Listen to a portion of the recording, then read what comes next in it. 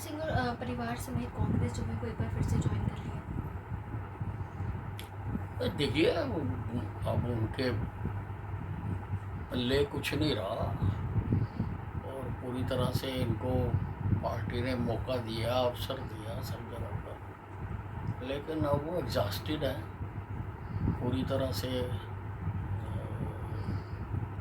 Finish हो चुके हुए हैं। तो वो जा रहे हैं कांग्रेस में, जाएं, कोई फायदा नहीं होगा, कांग्रेस को भी नुकसान ही होगा। जसपा गठबंधन टूटने के बाद जसपा के प्रदेश अध्यक्ष और एमएलए समेत कई नेताओं ने जो है वो जसपा को रिजाइन कर दिया जसपा से। नहीं, वो देखिए, जजपा का मामला इंडिपेंडेंट पार्टी है, वो क्या करती है क्या नहीं करती है उस पर वो ही बताएंगे, हमें नहीं बताना चाहिए। का समय है, ऐसे में हरियाणा में जसपा और इनेलो का एकजुट होने की बात जो है वो चल रही है। अजय चौटाला ने कहा है कि अगर ओपी चौटाला बुलाएंगे तो अगले दिन हो जाएगा। इससे ये भी समझ आता है कि अब ये दोनों पूरी तरह से कमज़ोर हो चुके हैं, और जब कमज़ोर हो जाता है तो तब आदमी सहारा ढूंढता है, तो अब ये सहारा ढूंढ रहे हैं। पंजाब के मुख्यमंत्री भगवंत मान ने कुरुक्षेत्र में रोड शो करके उम्मीदवार सुशील गुप्ता के लिए वोट की मांग की है। देखिए, आप पार्टी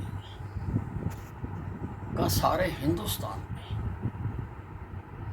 में ग्राफ बहुत तेजी से गिरा है,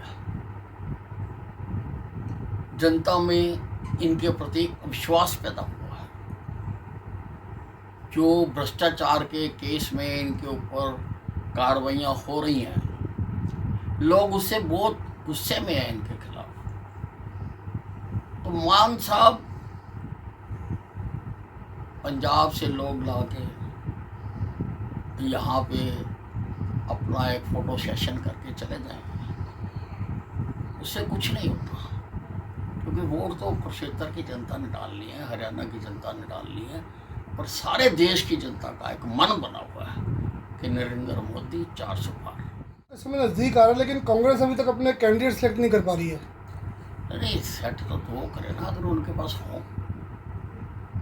कई बार तो ये पोजीशन हुआ करती थी कि हर सीट पे लंबी लंबी लाइनें लगी होती थी टिकट लेने वालों की, और बड़ी चर्चा हुआ करती थी, उसको मिलेगी तो उसको मिलेगी। आज चर्चा ही नहीं है, क्योंकि विंडो खाली पड़ी है। विंडो तो खुली हुई है, लेकिन लाइन में कोई नहीं लगा।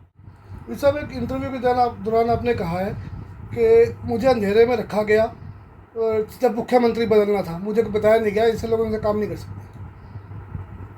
नहीं, मुझे वाकई कुछ नहीं पता था कि मेरे प्रदेश का आज मुख्यमंत्री बदला जा रहा है। तो देखिए, ये ठीक बात नहीं है ना जी, बल्कि मैं सबसे सीनियर था और मेरे से अगर ये बात छुपाई गई तो उसने मुझे बहुत दुख पहुंचाया।